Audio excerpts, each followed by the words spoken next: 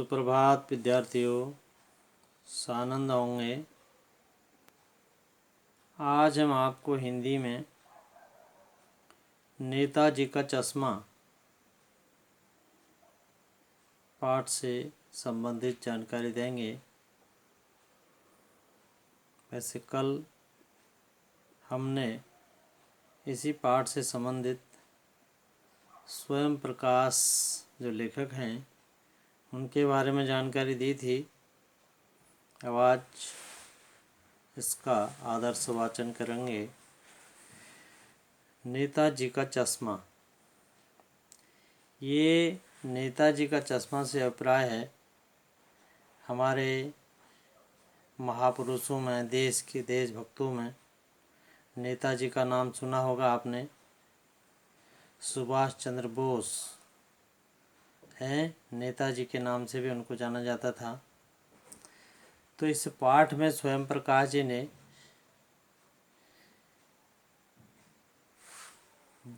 एक चश्मे वाले की देशभक्ति का वर्णन किया हुआ है कि देशभक्ति का जज्बा ये ज़रूरी नहीं है कि किसी फौज के सिपाही में ही हो, कि वह किसी भी व्यक्ति के अंदर देशभक्ति की भावना हो सकती है और होनी भी चाहिए। अपने अपने क्षेत्र में, किसी भी क्षेत्र में कार्य करने पर निष्ठापूर्वक कार्य करना भी देशभक्ति ही है। इस पाठ के अंतर्गत चश्मे वाला है जो नेताजी की मूर्ति पर प्रतिदिन अपनी दुकान से ही चश्मा लगाता है, क्योंकि नेताजी की जो मूर्ति है उस मूर्ति पर चश्मा नहीं बना हुआ है। इसलिए जो वास्तविक चश्मा अपनी दुकान से लेकर के चश्मे वाला उस मूर्ति पर लगाता है, क्योंकि उसको मूर्ति पर चश्मा न होना नेताजी का अपमान सा लगता है। इसलिए उसकी देशभक्ति की चर्चा इस पाठ में की हुई है। और एक सेना के हवलदार साहब हैं जो प्रायः नेताजी की मूर्ति को देखते हैं और उस चश्मे वाले के इस श्रद्धा भाव से भी वह काफ़ी खुश हैं। और पात्र इनमें एक पान वाला है जो प्रायः पान खाता रहता है और चश्मे वाले की देशभक्ति पर वह उसका मजाक भी बनाता है। यह भी इस पाठ के अंतर्गत आएगा। और चश्मे वाले की मृत्यु के बाद छोटे छोटे बच्चे उस गांव के, उस कस्बे के, जो बाद में सरकंडे का चश्मा लगा करके उस मूर्ति की अपूर्णता को पूर्ण करते हैं। तो इस प्रकार से इस पाठ में पढ़ेंगे हम। हवलदार साहब को हर 15वें दिन अपनी कंपनी के काम के सिलसिले में उस कस्बे में से गुजरना पड़ता था। हालांकि कस्बा ज़्यादा बड़ा नहीं था जिनको पक्का मकान कहा जा सके। वैसे कुछ ही मकान और जिसे बाज़ार कहा जा सके वैसा एक ही बाज़ार था उस कस्बे में। एक लड़कों का स्कूल और एक लड़कियों का स्कूल, एक सीमेंट का छोटा सा कारखाना, 2 ओपन एयर सिनेमा घर तथा एक नगर पालिका थी। ओपन एयर सिनेमा घर का मतलब है खुला सिनेमा हॉल, अर्थात उस पर ऊपर से छत न होना, छत नहीं थी उस पर। एक नगर पालिका थी और नगर पालिका थी तो कुछ न कुछ करती भी रहती थी। यानी नगर पालिका के अंतर्गत जो भी कार्य आते हैं, बिजली का कार्य है, जल का कार्य है, स्वच्छता का कार्य है आदि कोई भी कार्य, छोटे मोटे कार्य वह करती रहती थी। अर्थात बहुत बड़ा शहर नहीं था वह, एक छोटे से कस्बे के रूप में था, छोटी सी नगर पालिका। कभी कोई टूटी फूटी सड़क पक्की बनवा दी, कभी कुछ पेशाब घर बनवा दिए, कभी कबूतरों के लिए छतरी बनवा दी, और तो कभी कभी सम्मेलन करवा दिए। इसी नगर पालिका के किसी प्रशासनिक अधिकारी या उत्साही बोर्ड ने एक बार शहर में मुख्य बाजार के प्रमुख चौराहे पर नेताजी सुभाष चंद्र बोस की एक संगमरमर की बड़ी प्रतिमा लगवा दी। प्रतिमा का मतलब है मूर्ति। यह कहानी भी उसी प्रतिमा के बारे में, उसके एक छोटे से हिस्से के रूप में है।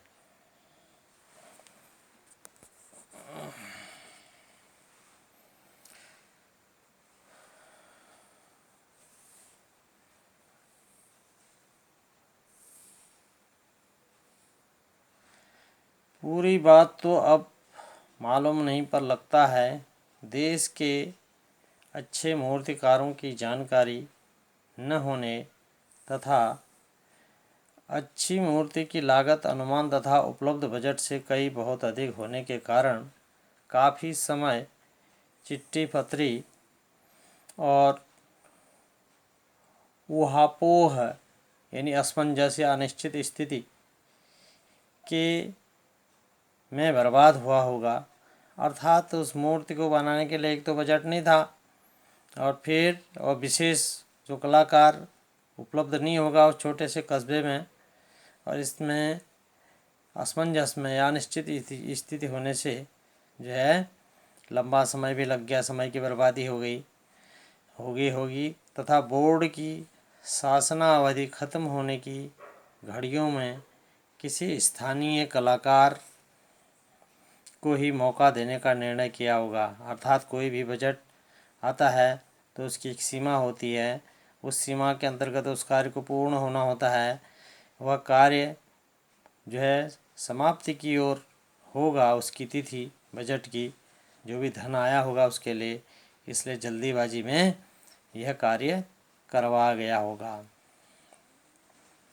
और अंत में कस्बे के एकमात्र हाई स्कूल के इकलौते ड्राइंग का मतलब होता कला, ड्राइंग मास्टर मान लीजिए मोतीलाल जी को ही यह कार्य सौंप दिया गया होगा, जो 1 महीने में मूर्ति बनाकर पटक देने का विश्वास दिला रहे थे।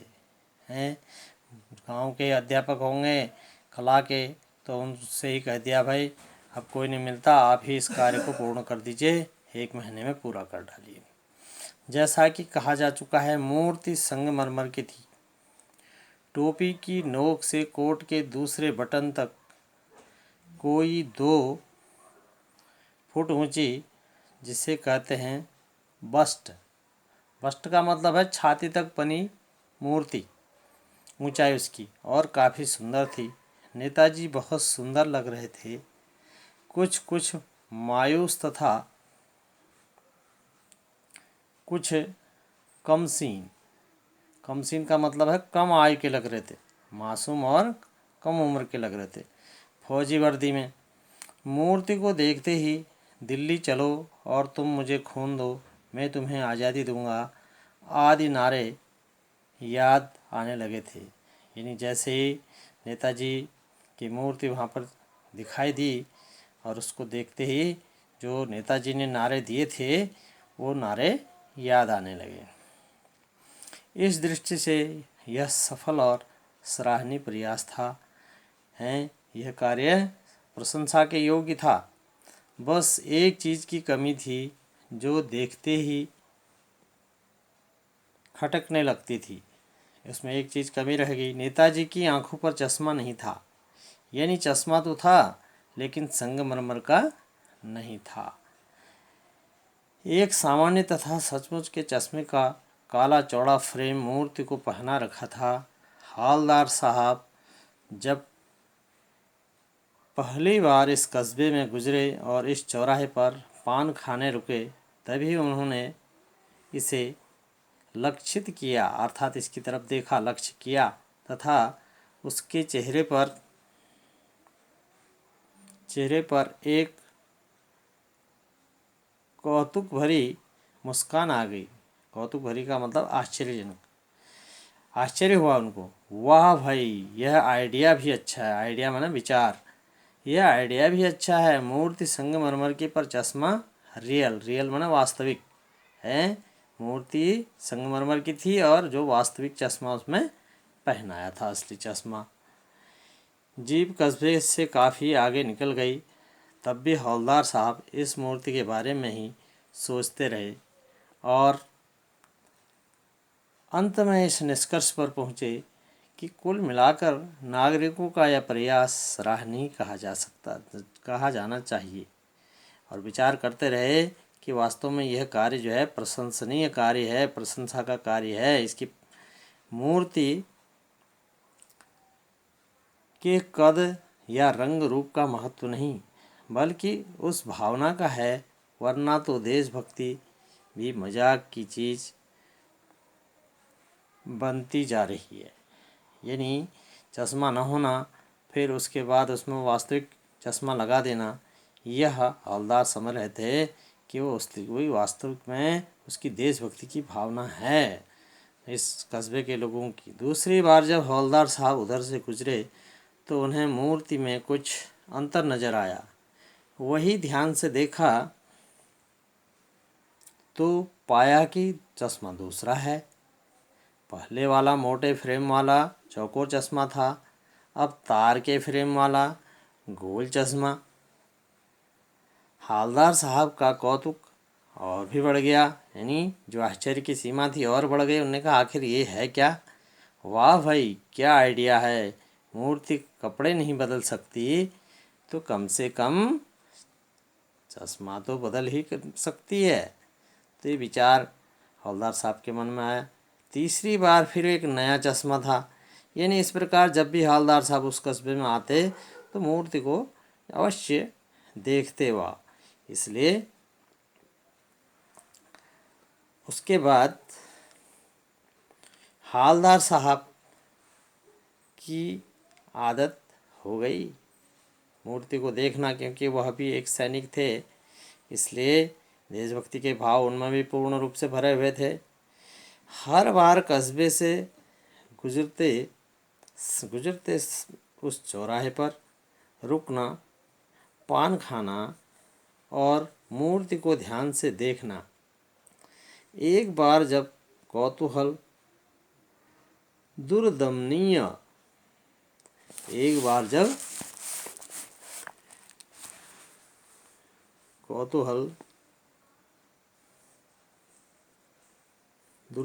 दुर्दमनीय हो उठा तो पान वाले से ही पूछ लिया। हैं, ऐसा लगा दबाया हुआ, दुर्दमनी माने दबाया हुआ। तो पान वाले से ही पूछ लिया, क्यों भाई, क्या बात है? यह तुम्हारे नेताजी का चश्मा हर बार बदल कैसे जाता है?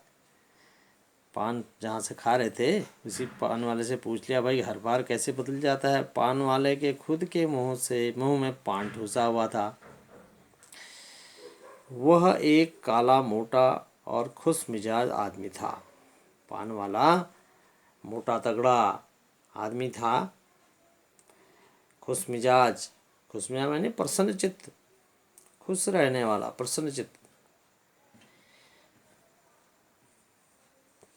हवलदार साहब का यह सवाल सुनकर वह आंखों में हंसा, हैं, मनी मन मुस्कुराया। मन में उसकी तौत थिरकी का मतलब हिली। उसकी जो तौत थी, बड़ी सी तौत थी, मोटी सी तौत, और वह थिरकी। पीछे घूमकर उसने अपनी दुकान के नीचे पान थूका तथा फिर अपनी लाल काली बत्ती सी दिखाकर बोला, कैप्टन चश्मे वाला करता है। क्या करता है? हवलदार साहब को कुछ समझ नहीं आया। चश्मा चेंज कर देता है, पान वाले ने समझाया। क्या मतलब? क्यों चेंज कर देता है? चेंज का मतलब बदलना। क्यों चेंज कर देता है? हवलदार साहब को अब भी समझ नहीं आया। कोई ग्राहक आ गया समझो, और उसको चौड़े चौखट चाहिए, तो कैप्टन किधर से लाएगा? तो उसको मूर्ति वाला दे दिया और उधर दूसरा बिठा दिया। कहने का मतलब उसका यह है, ग्राहक का मतलब ग्राहक। कोई ग्राहक आ गया तो अगर उसको चौड़े चौखट वाला चश्मा चाहिए तो वह उस नेताजी के जो मूर्ति पर चश्मा है उसको उठा करके ग्राहक को बेच देता है और उसके स्थान पर अपना दूसरा चश्मा बिठा दिया, मैंने लगा देता है। अब हवलदार साहब को बात कुछ कुछ समझ में आएगी। एक चश्मे वाला है जिसका नाम कैप्टन है, उसे नेताजी की बिना चश्मे वाली मूर्ति बुरी लगती है, बल्कि आहत करती है। मानो चश्मे बगैर नेताजी को असुविधा हो रही हो, इसलिए वह अपनी छोटी सी दुकान में उपलब्ध गिने चुने फ्रेमों में से एक नेताजी की इस मूर्ति पर लगा देता है। पर जब कोई ग्राहक आता है और उसे जब वैसे ही फ्रेम की दरकार होती है, ज़रूरत होती है, दरकार का मतलब वो जैसे मूर्ति पर लगा है, तो कैप्टन चश्मा वाला मूर्ति पर लगा फ्रेम संभवतः नेताजी से क्षमा मांगते हुए ग्राहक को लाकर दे देता है तथा बाद में नेताजी को दूसरा फ्रेम फिट कर देता है। वाह भाई, खूब, क्या आइडिया है। यानी इस प्रकार से हवलदार साहब की समझ में आ गई बात। लेकिन भाई एक बात तो अभी भी समझ में नहीं आई। हवलदार साहब ने पान वाले से दोबारा पूछा, नेताजी का ओरिजिनल चश्मा कहाँ है? ओरिजिनल, वास्तविक, जो उसमें होना चाहिए, संगमरमर की मूर्ति के साथ संगमरमर का ही जो चश्मा होना चाहिए, वह कहाँ गया? पान वाला दूसरा पान अपने मुंह में ठूस चुका था। दोपहर का समय था, दुकान पर भीड़ भाड़ कुछ अधिक न थी। वह फिर आँखों ही आँखों में हंसा। उसकी तौंत फिर थिरकी अर्थात फिर हिल गई। कत्थे की डंडी फेंक पीछे मुड़कर उसने फिर से नीचे पीक थूकी और मुस्कुराता हुआ बोला, मास्टर, बनाना ही भूल गया। पान वाले के लिए तो यह एक मज़ेदार बात थी, परंतु हवलदार साहब के लिए चकित तथा द्रवित करने वाली आश्चर्यचकित करने वाली और भावुक बात थी। यानी वे ठीक ही सोच रहे थे। मूर्ति के नीचे लिखा, मूर्तिकार मास्टर मोतीलाल वाकई इस कस्बे का अध्यापक था। उस बेचारे ने महीने भर में मूर्ति बनाकर पटक देने का वादा कर दिया होगा, बना भी ली होगी, किंतु पत्थर में पारदर्शी यानी आर पार दिखने का पारदर्शी चश्मा बनाया कैसे जाए? कांच वाला यह तय नहीं कर पाया होगा, या फिर कोशिश तो की होगी और असफल रहा होगा। यानी ये हवलदार साहब के मन में विचार आ रहे थे कि इस प्रकार की बात हो सकती है, या बनाते बनाते कुछ और बारीकी के चक्कर में चश्मा टूट गया होगा या बना रहा होगा, फिर पत्थर का चश्मा अलग से बनाकर फिट किया गया होगा और शायद वह निकल गया होगा। उफ। तो ये विचार हवलदार साहब मन में किए जा रहे थे। हवलदार साहब को यह सब कुछ बड़ा कौतुक भरा और विचित्र लग रहा था। इन्हीं ख्यालों में खोए खोए पान के पैसे चुकाकर चश्मे वाले की देशभक्ति के समक्ष नतमस्तक होते हुए सम्यक मैंने सामने, नतमस्तक सिर झुकाकर। नतमस्तक होते हुए वह जीप की तरफ बढ़े, फिर रुके, पीछे मुड़े और पान वाले के पास वापस जाकर पूछा, क्या कैप्टन चश्मे वाला नेताजी का साथी है या आज़ाद हिंद फौज का भूतपूर्व सिपाही? यानी जब कैप्टन नाम सुना हवलदार साहब ने तो उनके मन में विचार आया कि भाई कोई हट्टा कट्टा जो है सेना का जवान होगा। पान वाला नया पान उठा रहा था।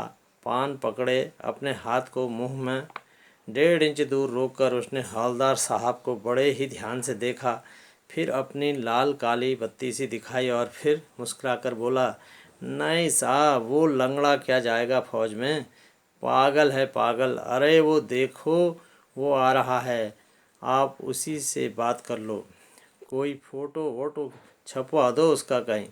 अर्थात पान वाला उस चश्मे वाले की देशभक्ति का उपहास कर रहा था। हवलदार साहब को पान वाले द्वारा एक देशभक्त का इस प्रकार मजाक उड़ाया जाना अच्छा नहीं लगा। मुड़कर देखा तो अवाक रह गए हैं, आश्चर्यचकित रह गए। एक बहुत बूढ़ा मरियल सा लंगड़ा आदमी, सिर पर गांधी टोपी तथा आँखों पर काले रंग का चश्मा लगाए, एक हाथ में एक छोटी सी संदूकची और दूसरे हाथ में एक बांस पर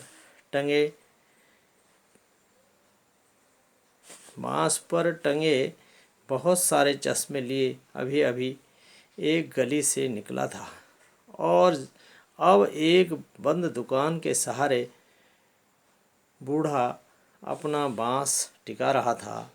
तो इस बेचारे की दुकान भी नहीं, यानी फेरी लगाता है। हवलदार साहब चक्कर में पड़ गए। पूछना चाहते थे, इसे कैप्टन क्यों कहते हैं, क्या यही इसका वास्तविक नाम है? पर पान वाले ने साफ साफ बता दिया था कि अब वह इस बारे में ज़्यादा बात करने को तैयार नहीं। ड्राइवर भी थोड़ा बेचैन हो रहा था, काम भी था। हवलदार साहब जीप में बैठकर वहाँ से चल दिए। 2 वर्ष तक हवलदार साहब अपने काम के सिलसिले में उसके कस्बे से गुजरते रहे और नेताजी की मूर्ति में बदलते हुए चश्मों को देखते रहे। कभी धूप का चश्मा, कभी काला चश्मा, तो कभी गोल, कभी चौकोर। यानी इस प्रकार से चश्मे वाला जो है प्रतिदिन उनको बदलता जा रहा था। कभी लाल, कभी बड़े कांचों वाला गोरा चश्मा, पर कोई न कोई चश्मा होना अवश्य। उस धूल भरी यात्रा में हवलदार साहब को कौतुक और प्रफुल्लता के कुछ पल देने के लिए प्रसन्नता। फिर एक बार ऐसा भी हुआ कि नेताजी की मूर्ति के चेहरे पर कोई भी कैसा भी चश्मा नहीं था। उस दिन पान की दुकान भी बंद थी, उस चौराहे की अधिकांश दुकानें बंद थी। फिर अगली बार भी मूर्ति की आंखों पर कोई चश्मा नहीं था। हवलदार साहब ने पान खाया और धीरे से पान वाले से पूछा, क्यों भाई, क्या बात है, आज नेताजी की आंखों पर चश्मा नहीं है? पान वाला उदास हो गया। उसने पीछे मुड़कर मुंह का पान नीचे थूका और अपनी सिर को झुकाकर अपनी धोती के सिरे से आंखें पोंछता हुआ बोला, साहब, कैप्टन मर गया और कुछ नहीं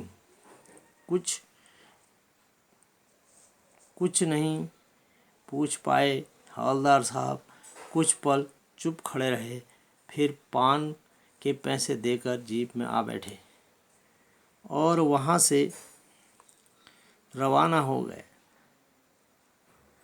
बार बार सोचते आखिर क्या होगा उस कौम का मतलब जाति का, जो अपने देश की खातिर घर गृहस्थी, जिंदगी, जवानी सब कुछ होम देने वालों पर भी हंसती है। यानी पान वाले के जो करतूतें थी उससे हवलदार साहब को कष्ट हुआ, यानी क्योंकि पहले पान वाला उसकी मजाक बनाता था और अपने लिए बिकने के अवसर ढूंढती है। दुखी हो गए। 15 दिन पश्चात फिर उसी कस्बे में गुजरे और कस्बे में घुसने से पहले ही ख्याल आया कि कस्बे की हृदय स्थली में नेताजी की प्रतिमा अवश्य ही प्रतिस्थापित होगी, लेकिन उनकी आंखों पर चश्मा नहीं होगा क्योंकि मास्टर बनाना भूल गया। बेचारा कैप्टन मर गया। सोचा आज वहाँ रुकेंगे नहीं, पान भी नहीं खाएंगे, मूर्ति की ओर देखेंगे भी नहीं, चुपचाप सीधे निकल जाएंगे। ड्राइवर को भी कह दिया चौराहे पर रुकना नहीं, आज बहुत ज़्यादा काम है, पान आगे कहीं खा लेंगे। पर आदत से मजबूर आंखें चौराहा आते ही मूर्ति की ओर उठ गई। कुछ ऐसा देखा कि वे चीखे, रोको। जीप स्पीड में थी, यानी तेज गति में थी। ड्राइवर ने जोर से ब्रेक लगाया। रास्ते में चलते लोग देखने लगे। जीप रुकते न रुकते हवलदार साहब जीप से तपाक से कूदकर तेज तेज कदमों से मूर्ति की ओर लपके और मूर्ति के ठीक सामने जाकर अटेंशन में खड़े हो गए। अटेंशन का मतलब सावधान की स्थिति में। मूर्ति की आंखों पर सरकंडे से बना, नरकट घास की तरह एक घास होती है, वो होता है सरकंडा, उसको कहते हैं, से बना हुआ छोटा सा चश्मा लगा हुआ था, जैसा बच्चे बना लेते हैं। हवलदार साहब भावुक हैं। बस इतनी सी बात पर उनकी आंखें भर आई। तो इस प्रकार से यह पाठ पूर्ण हुआ। इस पाठ में देशभक्ति, चश्मे वाले की देशभक्ति और हवलदार साहब का देशभक्ति की भावना आदि के बारे में आपने पढ़ा। अब इस पाठ के शब्दार्थ देख लेंगे। प्रतिमा माने मूर्ति, पाठ के अंतर्गत आया था अभी। ओपन एयर सिनेमा, घर जिसमें छत न हो ऐसा घर। ऊहापोह माने असमंजस या अनिश्चय की स्थिति। फिर है ड्राइंग मास्टर, ड्राइंग का मतलब कला के अध्यापक, ड्राइंग मास्टर। कमसीन का मतलब होता है कम आयु के, कमसीन लग रहे थे, मायूस और कमसीन लग रहे थे, वहाँ पर पाठ में आया कम आयु के। बस्ट माने छाती तक बनी मूर्ति। सराहनीय प्रयास, प्रशंसा योग्य कोशिश। आइडिया माने होता है विचार। रियल माने वास्तविक। कौतूहल भरी माने आश्चर्यपूर्ण। दुर्दमनीय दबाया या जीता जाना कठिन। खुश मिजाज का मतलब होता है प्रसन्न रहने वाला। तौंद मोटा पेट। थिरकी माने हिली। चेंज माने बदलना।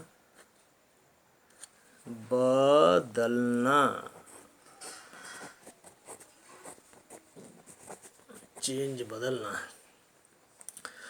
आहत दुखी होना या घायल। दरकार का मतलब आवश्यकता। ओरिजिनल वास्तविक। पारदर्शी जिसके आर पार देखा जा सके उसको पारदर्शी कहते हैं।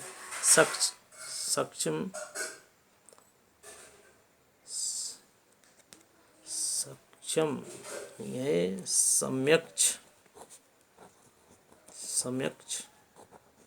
सामने। नतमस्तक होना, सिर झुकाना। अवाक हक्का बक्का। प्रफुल्लता प्रसन्नता। कौम जाति।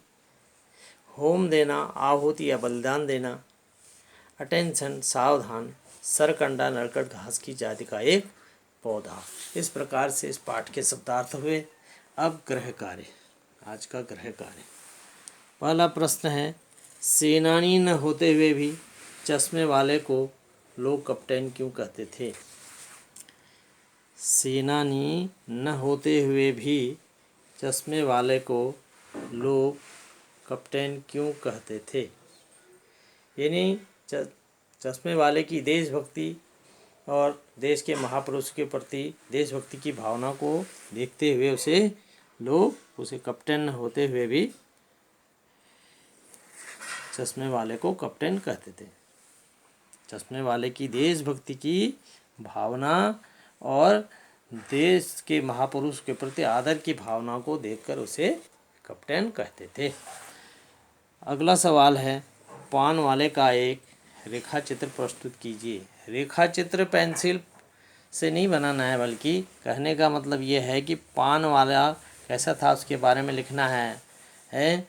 पान वाला एक हट्टा कट्टा मोटा लंबा चौड़ा सांवले रंग का व्यक्ति था। वह प्रायः पान खाता रहता था। इस प्रकार से उसके बारे में जो बातें आई हैं वो लिखनी हैं। पान वाले का एक रेखा चित्र प्रस्तुत कीजिए में पान वाले के बारे में लिखना है। ये पाठ इस प्रकार से पूर्ण हुआ। पाठ का स्वाध्याय फिर से कर लेंगे। धन्यवाद। कल मिलते हैं।